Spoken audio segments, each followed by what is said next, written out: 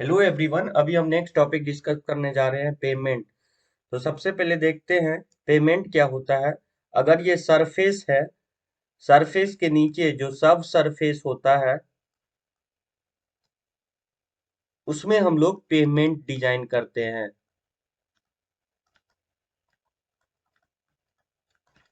और सरफेस के ऊपर जो विजिबल पैरामीटर होता है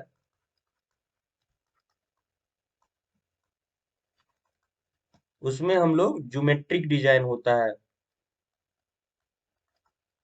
ज्योमेट्रिक डिजाइन करते हैं। तो सरफेस के नीचे जो सब सरफेस में हम लोग पेमेंट डिजाइन करते हैं। तो पेमेंट आपका दो टाइप का हो जाएगा। फर्स्ट हो जाएगा फ्लेक्सिबल पेमेंट और सेकंड है रिजिड पेमेंट। तो एक एक करके हम लोग फ्लेक्सिबल और रिजिड में डिफरेंस देखते हैं। सबसे पहले देखेंगे कि फ्लेक्सिबल में सबसे नीचे वाला पोर्शन होता है जिसे हम सब ग्रेड बोलते हैं। ये एग्जिस्टिंग सॉइल होता है, सॉइल लेयर होता है।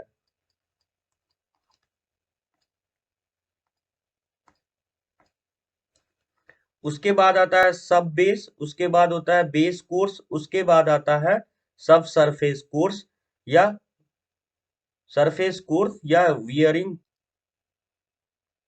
सरफेस कोर्स या वियरिंग कोर्स। इसमें इसका जो थिकनेस ऑफ पेमेंट, इसका जो स्ट्रेंथ होगा, thickness of payment design decide करेगा। अब उसी तरह रिजिड पेमेंट में जो होता है सब ग्रेड होता है, जो सबसे नीचे ग्राउंड लेयर होता है, जो सॉइल सब ग्रेड होता है। उसके बाद आता है बेस कोर्स, उसके बाद होता है cement concrete slab. Base course में हम लोग लीन कंक्रीट लगाते हैं और सीमेंट कंक्रीट, उसके बाद सरफेस कोर्स में हम लोग top most layer cement concrete होता है। अब देखते हैं फ्लेक्सिबल पेमेंट का second. Load is transfer by grain to grain from top to bottom. Load का transfer grain to grain due to particle interlocking के कारण होता है। इसमें रिजिड पेमेंट में load is transfer through slab action. जो हम लोगों का आरसीसी से बनता है स्लैब एक्शन, उसके कारण लोड का ट्रांसफर होता है। इसमें फ्लेक्चरल स्ट्रेंथ नेग्लिजिबल या बहुत ही कम होता है। रिजिड पेमेंट में फ्लेक्चरल स्ट्रेंथ होता है। Flexible inflexible pavement joints are absent. इसमें जॉइंट नहीं होता है, इसमें जॉइंट होता है एक्सपेंशन जॉइंट, कंट्रैक्शन जॉइंट। इसको आगे हम लोग डिस्कस करेंगे।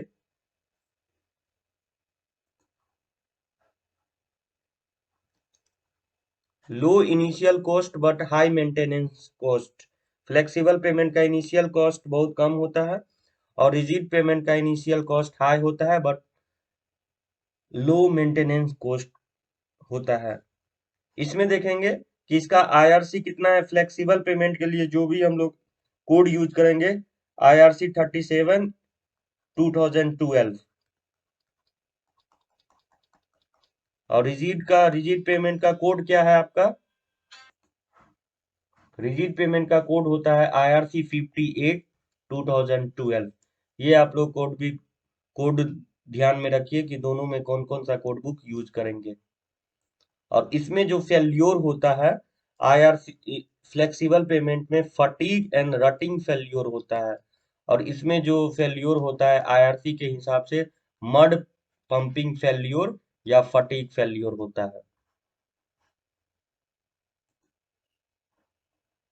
तो बेसिक 5 डिफरेंस हम लोग ध्यान में रखेंगे इसमें।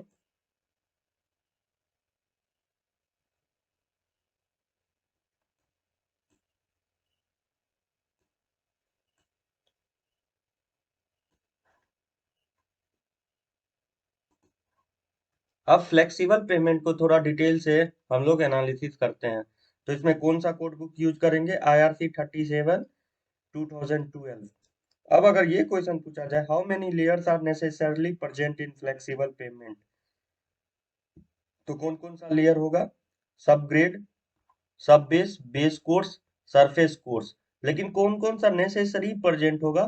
तो ओनली 3 होगा। सब ग्रेड तो पहले से अवेलेबल है। तो सब ग्रेड अगर प्लेन है, स्मूथ है, तो हम लोग सब ग्रेड नहीं देंगे, सब base, base course, surface course देंगे। तो आईआरसी के हिसाब से कितना लेयर होना चाहिए? 4 लेयर होना चाहिए। हम लोग सब ग्रेड भी देते हैं। अगर ये सिंपल क्वेश्चन पूछा जाए कितना नेसेसरली होना चाहिए, तो 3 होगा, सब ग्रेड नहीं देंगे। लेकिन आईआरसी सब ग्रेड भी देता है, होने के बाद भी उसको स्मूथ बनाने के लिए। उसके बाद देखते हैं फ्लेक्सिबल पेमेंट का स्टेबिलिटी कहाँ से आता है? पार्टिकल इंटरलॉकिंग से, पार्टिकल फ्रिक्शन से, कोहेशन से और थिकनेस से। ये आपका सबग्रेड है। उसके ऊपर थिकनेस जितना होगा, अगर सबग्रेड वीक है तो थिकनेस ज्यादा देंगे, अगर सबग्रेड स्ट्रांग है तो हम लोग थिकनेस कम देंगे। और ये थिकनेस किस पे डिपेंड करेगा? पार्टिकल इंटरलॉकिंग पे, कंपैक्शन पे। कंपैक्शन जितना अच्छा करेंगे, पार्टिकल इंटरलॉकिंग उतना ही अच्छा होगा, और उतना ही ज्यादा हम लोग का फ्लेक्सिबल पेमेंट स्टेबल होगा।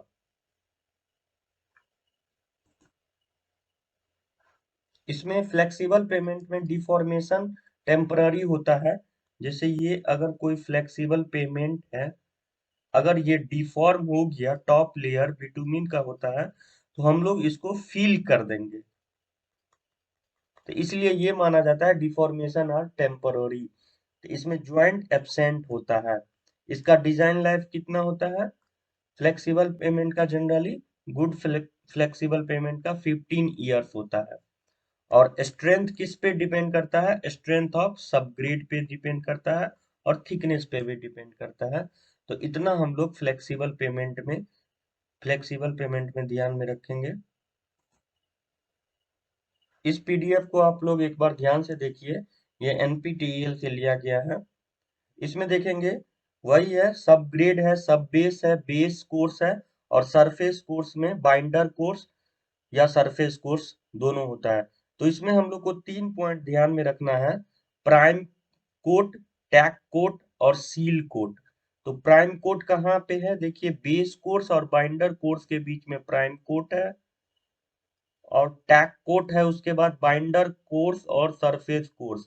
यानी हम लोग अगर पहले से बिटुमिन है, एग्जिस्टिंग बिटुमिन लेयर, अगर नया बिटुमिन लेयर डालेंगे तो उसके बीच में हम लोग टैग कोट देंगे, और उसके सबसे ऊपर है सील कोट है। तो इस तीनों के बारे में हम लोग थोड़ा सा ध्यान देखते हैं ध्यान से।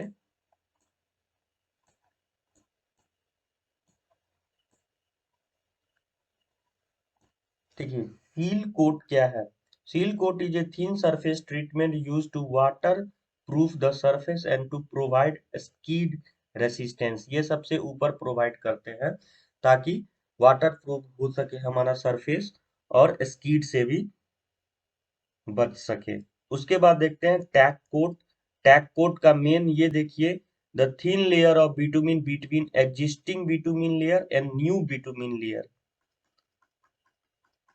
ये क्वेश्चन हमेशा से हर एक एग्जाम में पूछा जाता है। The thin layer of bitumen between existing bitumen layer and a new bitumen layer के बीच में जो लेयर दिया जाता है, उसे हम लोग टैग कोट बोलते हैं। ये light application of asphalt, usually asphalt emulsion diluted with water. It provides proper bonding between two layer of binder course and must be thin, uniformly cover an entire surface and set very fast. तो tag code देंगे अगर existing bitumen layer और new bitumen layer है। और नीचे में देखिए prime code कब दिया जाता है? It provides bonding between two layer. Unlike tag code, prime code penetrate into layer below, plunge the voids and form a watertight surface। तो इस फिगर में आप लोग को तीनों कोड के बारे में दिया गया है। सबसे पहले बेस कोर्स और बाइंडर कोर्स के बीच में है आपका प्राइम कोड। उसके बाद टैग कोट, और सबसे ऊपर है सील कोट।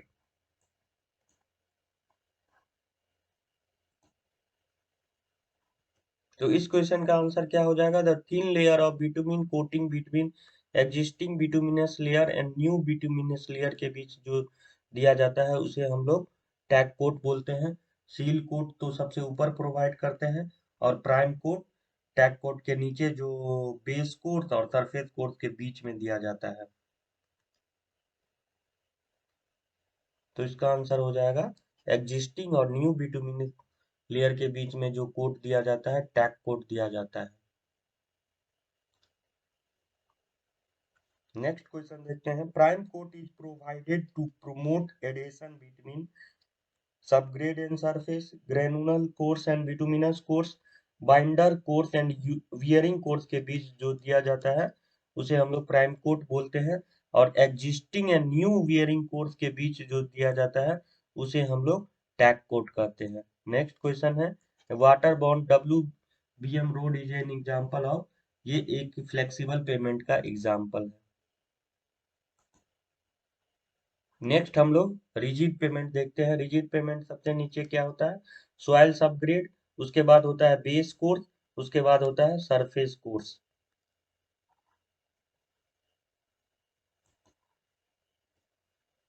तो इसमें जो लोड लगा ये स्लैब की तरह बिहेव करता है।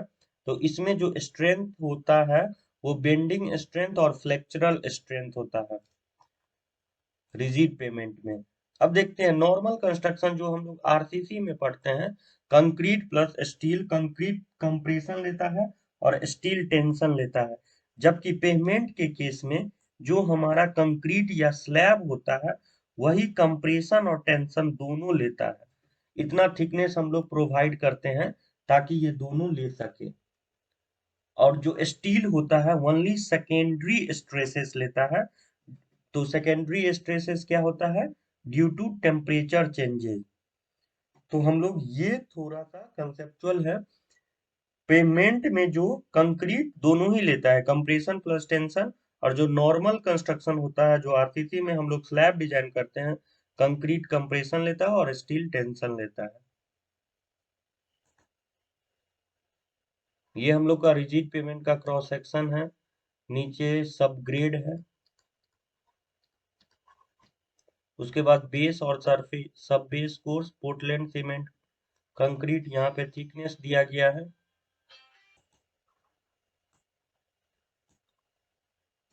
और ये जो रिजिड पेमेंट है ये इलास्टिक प्लेट थ्योरी पे बेस्ड है। In rigid payment, load is distributed by the slab action. The payment behave like a elastic plate resting on a viscous medium. तो इसका क्रॉस सेक्शन और जनरली किस theory पे based है rigid payment, elastic plate theory पे based है। ये question हम लोग से पूछा जाता है। तो उम्मीद करते हैं कि अब आप लोगों को कुछ समझ में आया होगा। Thank you.